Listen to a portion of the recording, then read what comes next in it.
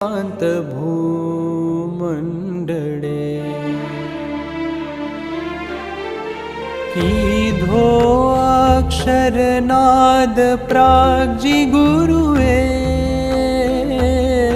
આજ્ઞા ધરી મસ્તકે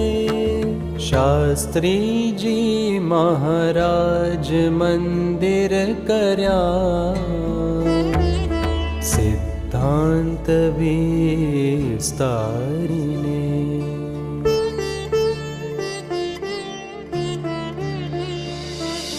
સ્થાપ્યા મંડળ યોગી પાવન કરી